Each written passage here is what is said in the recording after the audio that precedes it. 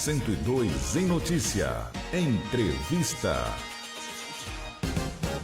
Muito bem, agora são exatamente 8 horas mais 38 minutos. É com muito prazer que eu converso a partir de agora com o professor Sebastião Prata Vieira, um dos docentes responsáveis pela grande iniciativa do Casa Aberta do Instituto de Física de São Carlos, USP. Vai trazer a ciência ao alcance da sociedade, laboratórios abertos para visitação hoje e também no dia 9 de outubro, repetindo o grande sucesso que já foi a última edição.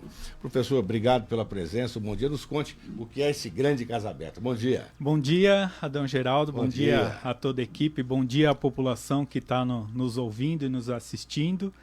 Primeiro, eu gostaria de agradecer muito pelo convite, de estar aqui com vocês e estar convidando a população, né, para essa iniciativa. A gente já está na terceira edição dessa Casa Aberta e tanto hoje quanto na quinta-feira, né, dia 9, a partir das 14 horas, a gente vai estar recebendo a população lá na USP de São Carlos, no Instituto de Física de São Carlos.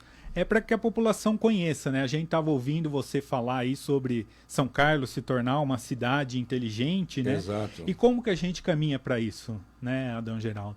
A gente precisa tornar a população mais ciente das coisas, né? Hoje a gente é rodeado por muitas tecnologias, né? Todo mundo carrega um telefone celular no bolso, todo mundo tem internet rápida. São várias coisas que a gente tem ao nosso redor que dependem de ciência, né? Seja de física, de química, de outras ciências, e a gente quer mostrar para a população que tudo começa com ciência básica, né? Com conhecimentos básicos que os nossos alunos, isso é uma atividade diferente, porque não é um professor lá da USP que vai estar falando com a população. Sim. Serão os nossos alunos que estão lá estudando física, que vão falar para a população da importância da física, o que eles estão estudando e como isso impacta no nosso dia a dia. E é um momento muito especial para isso, né, professor? Nós temos aí um acesso muito grande, como o senhor mesmo colocou, nós somos cercados por tecnologia que muitas vezes a pessoa sequer tem imaginação do como foi feita, do como funciona realmente, não é verdade? Sim, sim. E é esse o nosso objetivo, né? Mostrar desde do jovem ao adulto, a toda a população, de como a gente chegou nesse mundo que a gente vive hoje e como isso pode ainda evoluir mais. E tudo isso começa com estudo, né? Sim. Então, experimentos, teorias, tudo isso que a gente viu, né? Para quem tem aí uma certa idade, viu como o nosso mundo está se transformando. Antigamente, a internet era muito lenta, a gente não conseguia fazer transmissões desse tipo ao vivo na internet. Hoje a gente consegue localizar um endereço com o GPS. Antigamente, para a gente viajar, precisava ter um mapa, aquela folha de papel. Hoje a gente digita lá, olha, eu quero ir para a rádio universitária. Ele diz assim, 300 metros, vira à esquerda, você chegou ao seu destino. Exatamente. Tudo isso é tecnologia, que às vezes a gente não se dá conta, mas está aí no nosso dia a dia e a gente precisa estudar, conhecer, para que a gente consiga evoluir ainda mais e tornar a nossa vida melhor, né? Dentro dessas tecnologias. E uma coisa muito importante também que a gente tem que citar é que hoje ainda muita gente sequer imagina tudo que é feito aqui na cidade de São Carlos, tudo que aqui é produzido em termos de conhecimento e de alta tecnologia. E o Instituto de Física é um instituto reconhecido internacionalmente, não é verdade? Sim, sim. O que a gente faz ali contribui para o mundo, para a gente ter todas essas tecnologias, para ter, por exemplo, tratamentos na área da saúde, né? A gente viu como evoluiu toda essa medicina, tanto para diagnóstico, né? Apesar de ainda a gente não conseguir levar para toda a população, esse ainda é um desafio nosso. A gente tem que baratear técnicas de diagnóstico. Mas quem lembra aí no passado, lá nos anos 90, foi o Instituto de Física que levou o primeiro sistema de ressonância magnética nuclear para a Santa Casa de São Carlos, né? E outras tecnologias que hoje a gente tem utilizando luz para alguns tipos de dores, né? Fibromialgia, artrite, artrose, o câncer de pele não melanoma, tudo isso foi tecnologia que foi inteiramente desenvolvida aqui em São Carlos. Mas tem outras porque a gente contribui com o mundo, né? Cada um dá a sua ideia, dá o seu pequeno passo. São Carlos, ali, o Instituto de Física, tem contribuído muito para a ciência mundial, para a tecnologia mundial. Então, o que a gente faz ali acaba contribuindo para várias tecnologias no nosso mundo, né? Então, são contribuições que às vezes assim, ela não é completa, né? Olha, São Carlos fabrica o telefone celular. Não é assim que a ciência funciona, né? Cada um dá a sua contribuição, Exatamente. o seu pequeno tijolinho ali nesse grande conhecimento. E São Carlos tem contribuído muito em várias áreas: ótica, ressonância magnética, polímeros, teoria física de teorias, entendeu o nosso universo, da onde a gente veio, para onde a gente vai, né? Tudo isso são perguntas que quem está ali na USP está estudando, e a gente convida a população para conhecer esse trabalho que a gente tem desenvolvido lá, né? Existem muitos dilemas que a pessoa possa ter, ou muitas dúvidas, que aliás vão ser com toda certeza dizimadas, né? Sim, com certeza. É muita coisa para se mostrar. Dentro do que será ali mostrado, que a pessoa poderá observar, o que o senhor pode destacar? Olha, serão várias iniciativas, mas talvez eu possa chamar uma disso que a gente está falando, de algumas tecnologias que a gente tem no nosso dia a dia, né? Eu comentei da ressonância magnética nuclear. Lá a pessoa vai poder entender como que a gente...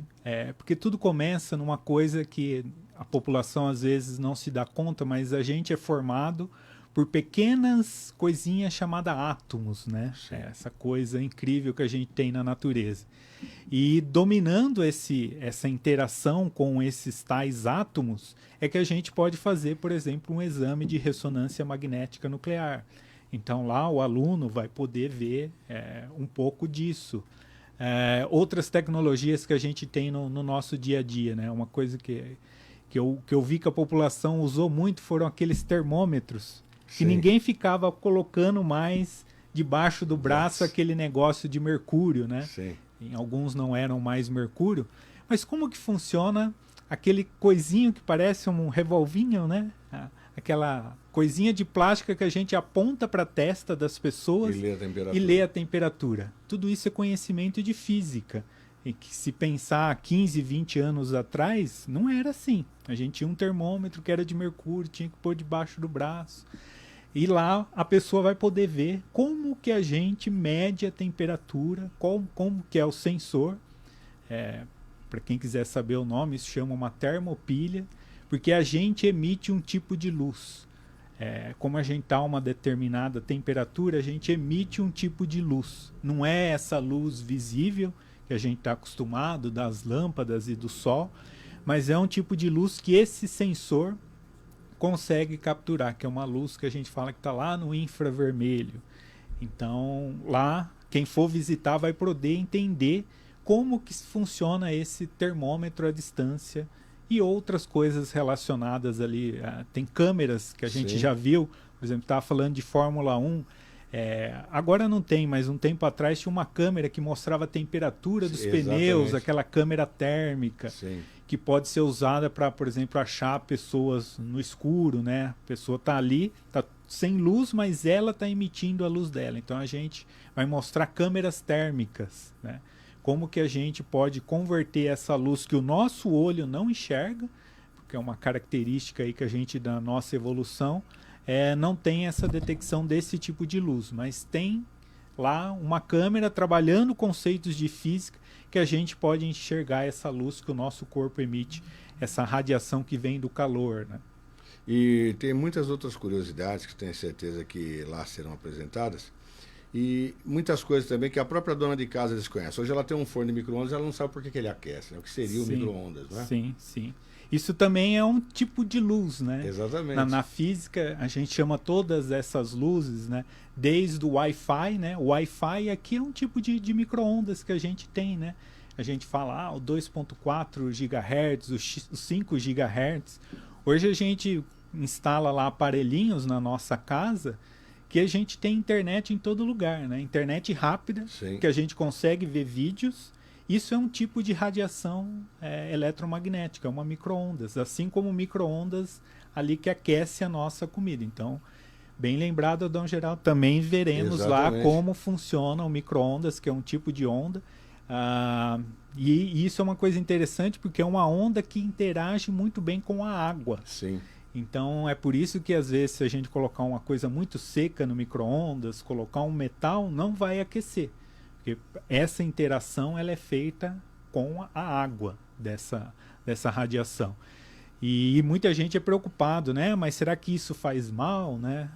Não faz. O aparelho é totalmente seguro, ele é totalmente protegido. Por quê? Porque a humanidade dominou esse tipo de tecnologia, né? Com conhecimentos, e sabe fazer isso com segurança. Antigamente, né, lá atrás, todo mundo às vezes tinha medo. Não gosto de esquentar comida no micro-ondas porque a comida vai ficar diferente. Preferia lá o fogão a gás. Hoje já não, né? Já todo mundo viu que nada acontece, é o mesmo jeito de aquecer. Então, a gente faz pratos já totalmente no micro-ondas. Então, quem for lá visitar a gente vai também conversar com os nossos alunos e aprender um pouco mais sobre micro-ondas, ondas de rádio e assim por diante. E uma coisa interessante é que a evolução, a própria física mostra tudo que está aqui, né? Ou seja, existe explicação para praticamente tudo. Mas a física também evoluiu. Hoje nós falamos em física quântica, inclusive já a possibilidade de computadores quânticos. Para a gente desmistificar, o que é a física quântica? Bom, boa pergunta, Adão. Isso é uma coisa que a gente realmente precisa tirar, às vezes, esse mito de achar que Sim. isso é uma coisa complicada, que isso vai levar a alguma coisa ruim, né? É quântica porque a gente está trabalhando com coisas muito pequenas na natureza, né? A gente estava falando ali de átomos, né? Se a gente for pegar qualquer metal, pegar um pedaço de ferro, for cortando ele, a gente vai chegar nesse pequeno pedaço que a gente chama de um átomo de ferro. Só que a natureza não para por aí. Os átomos ainda são formados de partículas mais elementares ainda.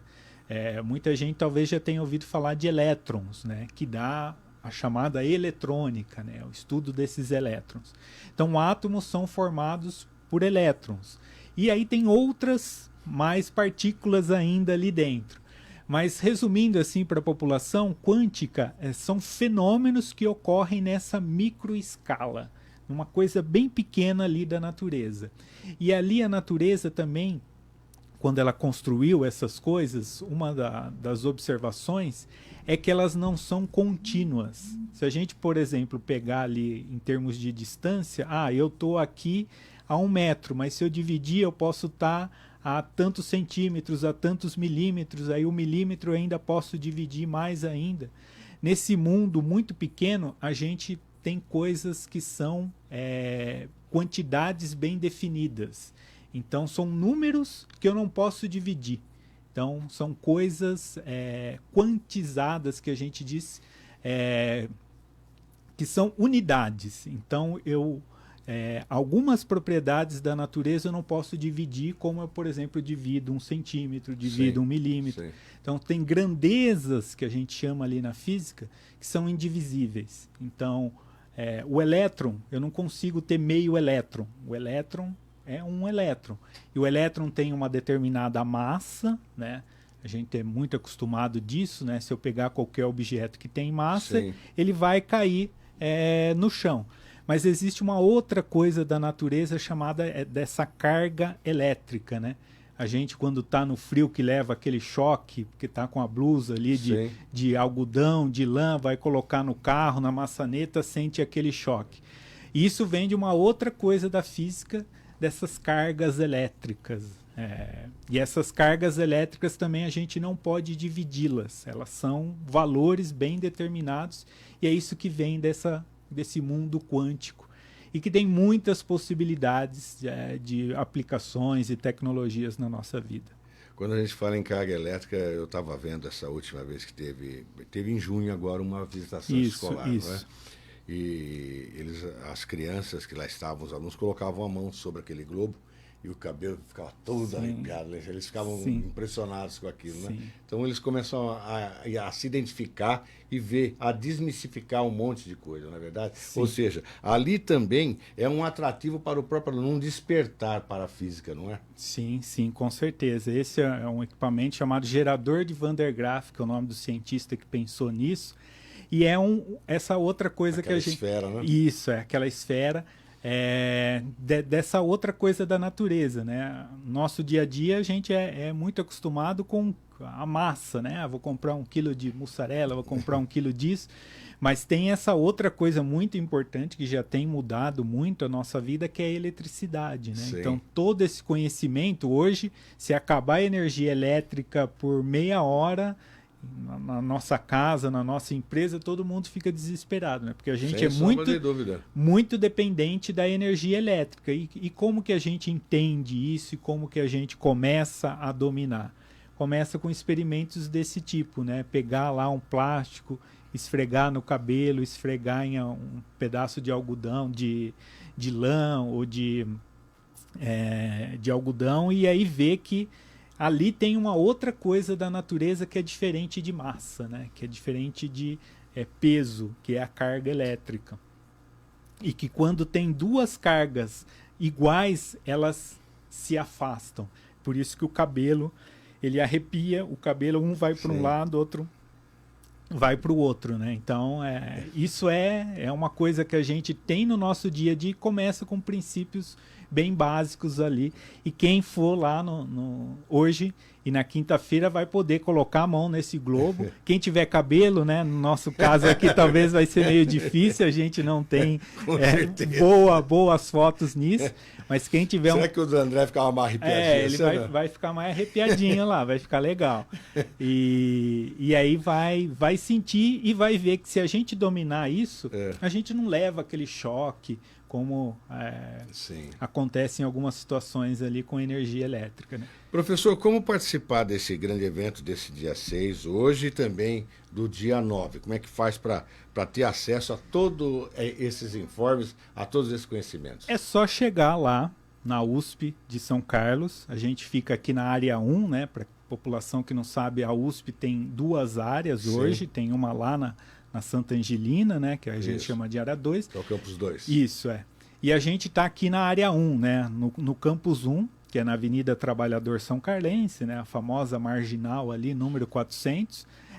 Se não for por ali, em qualquer portaria. Em frente à igreja Nossa Senhora de Fátima. Nossa Senhora de Fátima, né? É um pouco acima ali a portaria de entrada, mas pouco abaixo ali também da portaria de carros. Tem ali na igreja Nossa Senhora de Fátima. É só chegar às nossas portarias, né? Os nossos amigos ali da portaria já estão orientados, então é só chegar lá em qualquer portaria da USP aqui, do Campus 1, e falar, olha, quero ir lá no Instituto de Física, na Casa Aberta, eles vão orientar, porque o campus é meio grande, então tem ali um direcionamento, mas a população vai chegar lá nos nossos laboratórios, hoje à tarde ou na quinta à tarde, e vai encontrar gente lá e vai encontrar muitos desses experimentos. Sem dúvida. E conversar com os nossos alunos e os nossos pesquisadores que estão lá para interagir com a sociedade. Ali tudo vai ser mostrado, toda certeza, e muitas dúvidas. Você vai ficar encantado com tudo que tem lá, porque, de fato, é fantástico.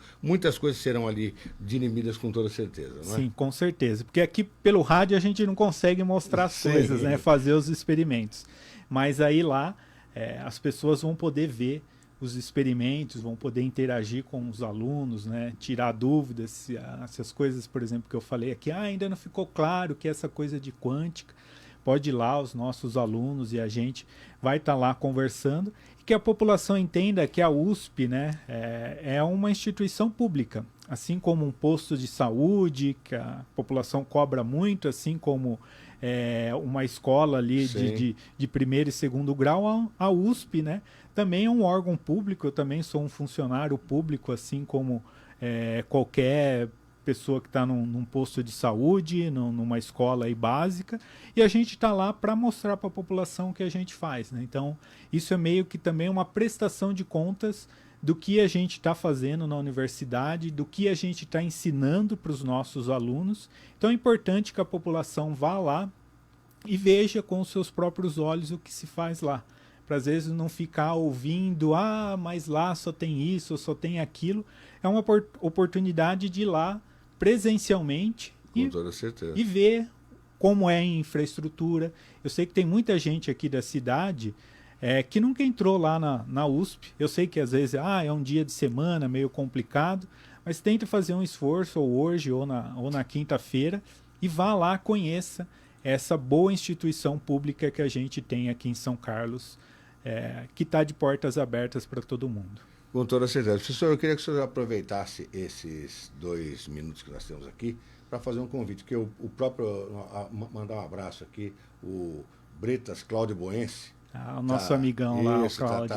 Tá ligado conosco, falando que dia 10 é a inauguração do Teatro Virtual da Imersão também, né? Que teremos lá no Planetário, né? E ele falou, ele fez até uma pergunta aqui, que é o que os prêmios Nobel têm a ver com o laboratório da Casa Aberta. Muita gente, eu não sei se a população sabe, né? Mas prêmio Nobel é um prêmio, né? Um simbolismo e uma quantia de dinheiro que se dá a pesquisadores que fizeram grandes contribuições para a ciência, né?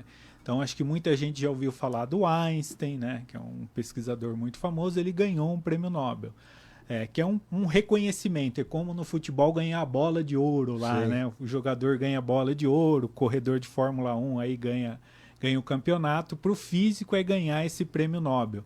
Então, lá a pessoa vai poder ver experimentos que deram esse prêmio a cientistas, a físicos importantes aí da nossa história. Inclusive, vai ficar sabendo que tem cursos lá no Instituto de Física para quem vai prestar vestibular, né? Sim, a gente tem o pessoal da licenciatura, o CDCC, tem várias iniciativas, né, para quem quer entrar na universidade.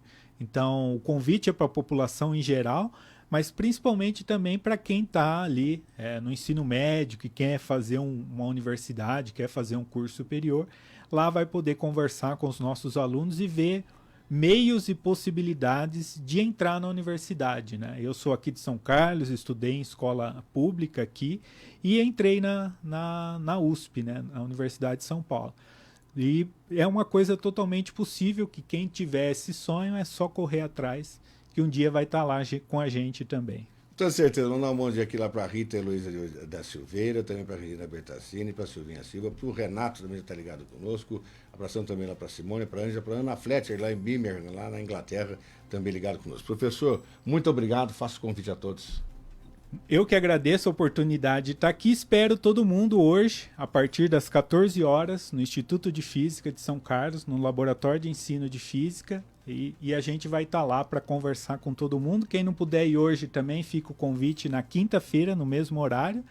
E também, como o próprio Bretas disse, a gente tem lá a inauguração do observatório, né? Vai ser uma nova ferramenta. Teatro virtual. Isso, então nos finais de semana também vá lá na universidade, que fica aberto sábado e domingo.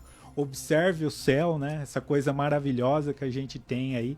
Então fica o convite para todo mundo, hoje e quinta-feira, e também aos finais de semana no observatório. Tá aí, e com a palavra final do professor Sebastião, também coloca um ponto final na edição de hoje do 102 Notícias, deixando para você um grande abraço e marcando um encontro para amanhã, onde aqui estaremos trazendo muito mais informação para você. Continue conosco. Vem aí, Zé Antônio e o Túnel do Tempo. Bom dia.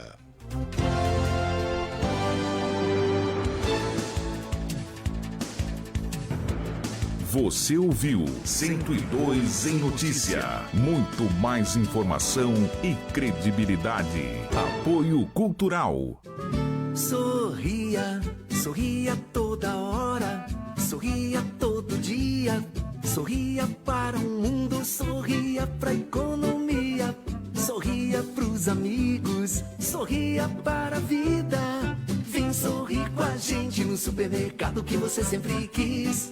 Já o serve o supermercado da família feliz.